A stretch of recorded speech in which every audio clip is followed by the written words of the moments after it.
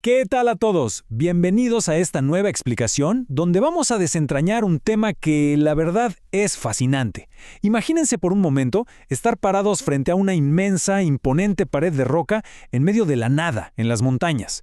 Bueno, el gran desafío para quienes estudian nuestro planeta es ¿cómo convertimos toda esa estructura geológica, que es masiva y tridimensional, en simples datos numéricos? Y claro, sin cometer errores catastróficos en el proceso. Pues de eso exactamente es de lo que vamos a hablar hoy. Vamos a explorar el complejo, pero súper apasionante mundo de las notaciones geológicas. Ok, vamos a sumergirnos en esto. Nuestra ruta de hoy está claramente estructurada. 1. El desafío 3D. 2. Rumbo, manteo y dirección. 3.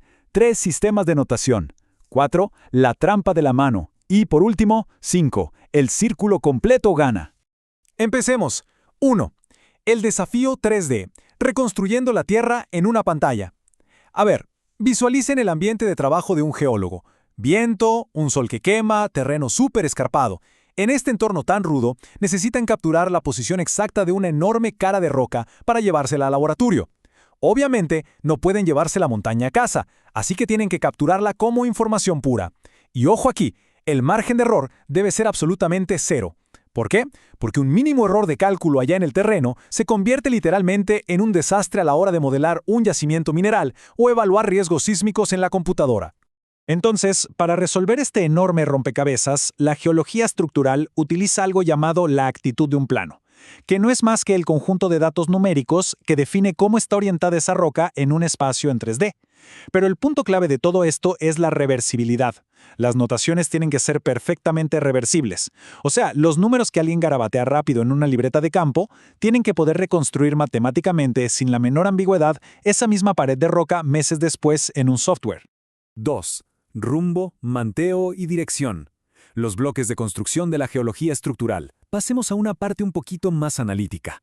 Para lograr esta especie de magia matemática que les comento, necesitamos extraer medidas fundamentales del terreno.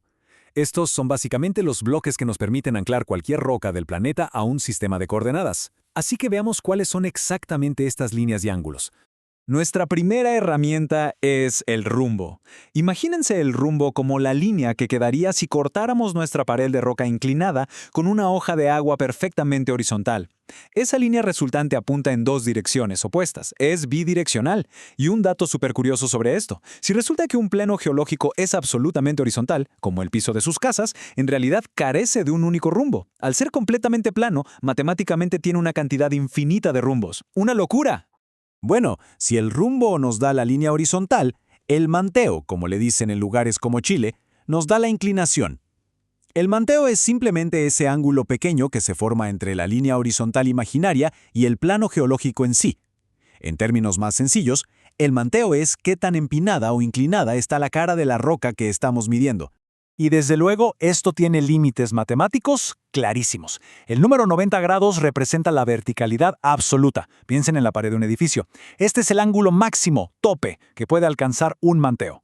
Nunca, de ninguna manera, el ángulo de manteo va a superar los 90 grados. Y por el otro lado, para contrastar, una medición de 0 grados nos habla de una horizontalidad absoluta. Es un plano que está totalmente acostado, cero pendiente. Así que básicamente, todo plano geológico en nuestro planeta existe en algún lugar entre estos dos números, 0 y 90 grados. Ahora bien, ya tenemos nuestras herramientas. Sabemos qué es la línea del rumbo y el ángulo del manteo. Pero, y aquí viene la pregunta del millón, la que cambia todo el enfoque de este análisis. ¿Cómo rayos se registran estos datos en la práctica sin cometer errores? O sea, ¿cómo escribimos esto en una libreta para que cualquier persona en el mundo lo entienda? 3. Tres sistemas de notación, encontrando el mejor método. Y así llegamos al clímax de este problema. Sorprendentemente, en el mundo de las ciencias de la Tierra, no hay un estándar único. Lamentablemente, hay varias maneras, a menudo muy diferentes y nada estandarizadas, para definir numéricamente el mismo plano geológico. Diferentes escuelas han ido inventando sus propios sistemas con el paso de las décadas. Ahora, lo que está súper interesante en esta diapositiva es comparar visualmente la enorme densidad de datos. A medida que los movemos hacia la derecha en la tabla, la cantidad de números y letras simplemente explota. Tenemos tres competidores aquí: el círculo completo, el medio círculo y el tipo americano. Y fíjense en la gran ironía. A pesar de ser el más denso, caótico y donde es más fácil equivocarse, el famosísimo tipo americano es históricamente el más utilizado en países mineros tan importantes como Chile. Si hacemos una comparación directa, las realidades son totalmente opuestas. A la izquierda, el tipo americano te pide una mezcla que es un verdadero laberinto de puntos cardinales, grados y, para rematar, más letras al final. Pero lo que lo hace una completa locura es su lógica. En el cuadrante noroeste, los grados se cuentan en sentido contrario a las agujas del reloj, pero en el noreste se cuentan a favor del reloj. En cambio, miren la derecha, el sistema de círculo completo. Es elegante, continuo y solo necesitas 2 números, así de fácil. Claro, toda esta complejidad del tipo americano no es solo una queja académica, es un riesgo tremendo allá afuera. El texto fuente de este análisis incluye una advertencia muy honesta y hasta un poco cómica, que dice que al usar el tipo americano hay que verificar los datos, cito, especialmente en las horas de la tarde. Es una observación muy humana. Cuando empieza a caer el sol, la fatiga mental te golpea duro, y tratar de recordar si tenías que contar a favor o en contra del reloj para anotar letras, se convierte en un peligro gigantesco para tus datos. 4. La trampa de la mano. La regla de la mano derecha. Tratando de escapar de esta pesadilla de letras y direcciones, a muchos profesionales se les ocurrió usar un atajo físico. Pero vamos a ver por qué esta técnica, súper popular, es en realidad peligrosamente engañosa. En teoría, esta regla parece un truco genial. La idea es alinear tu mano derecha con la roca. El pulgar te marca el rumbo y los demás dedos caen solitos hacia donde se inclina el plano. Matemáticamente el truco es que tomas el valor azimutal del rumbo, le sumas exactamente 90 grados y ¡pum!, tienes automáticamente la dirección de inclinación. Todo para evitar anotar esas letras confusas. Pero a ver, aquí es donde el atajo se vuelve una trampa total. Hoy en día se desaconseja muchísimo usar esta regla. ¿Por qué? Primero, ni siquiera es universal. Resulta que la versión británica y la americana hacen exactamente lo opuesto. Segundo, por más increíble que parezca, también existe una regla de la mano izquierda, lo que vuelve todo un caos.